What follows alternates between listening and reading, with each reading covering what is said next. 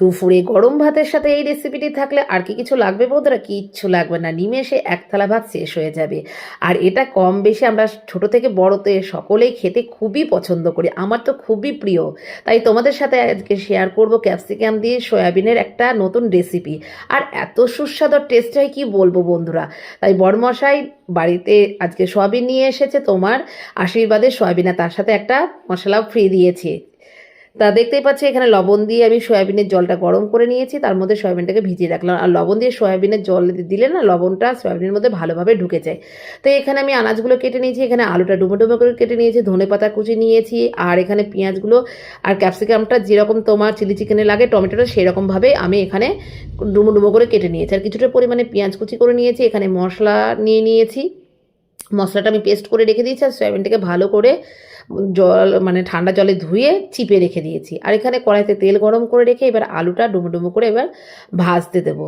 ভাজার পরে তোমার যে ক্যাপসিকাম আর পেঁয়াজটা আমি স্লাইস করে কেটে রেখেছিলাম সেটা একবার দিয়ে দেবো, দিয়ে ভালো করে একটু নাড়াচা করে ভাজা ভাজা করে নেবো। তারপরে মানে জল চিপে রাখা সয়াবিনটা এর মধ্যে দিয়ে দেবো। আর সয়াবিনটা একটু ভাজা ভাজা করে নিলে না খেতে সত্যি খুব টেস্টি হয়। আর সয়াবিন যখন তোমরা সেদ্ধ করবে বন্ধুরা জাস্ট একটু লবণ দিবে, তাহলে সয়াবিনের মধ্যে খুব সুন্দর লবণ ঢুকবে।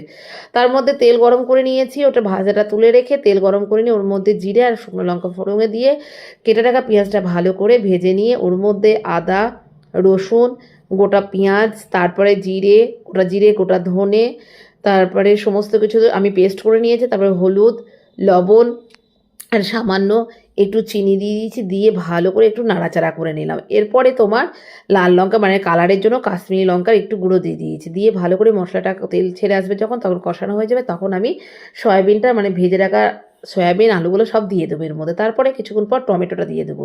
টমেটো দিয়ে ভালো করে নাড়াচাড়া করে নেওয়ার পরে ফেটে রাখা আমি এখানে টক দই দিয়েছি, দিয়ে ভালো করে নাড়াচাড়া করতে থাকা, কারণ দই দেওয়ার পরে ভালো করে একটু তোমার নাড়াচাড়া করে নিতে হবে। তারপরে আমি যেটা মানে প্যাকেটের সাথে ফ্রি ছিল বন্ধুরা, সেটা হচ্ছে আশীর্বাদের সয়াকারি মশলা, এটা দিয়ে ভালো করে নাড়াচাড়া করে নিয়ে কিছুটা কুচনো ফ্রেশ ধনের পাতা দিয়ে নিয়েছি, দিয়ে নিয়ে তারপরে গরম মশলা দিয়ে একদম সুস্বাদু সয়াবিন কারি আমার পুরো রেডি হয়ে গেছে। এইভাবে তোমরা বন্ধুরা একবার হলে বাড়িতে বানিয়ে খেয়ে দেখো, দুর্দান্ত লাগে। এটা রুটি, পরোটা, গরম ভাত, লুচি মানে সবের সাথে ভালো লাগে।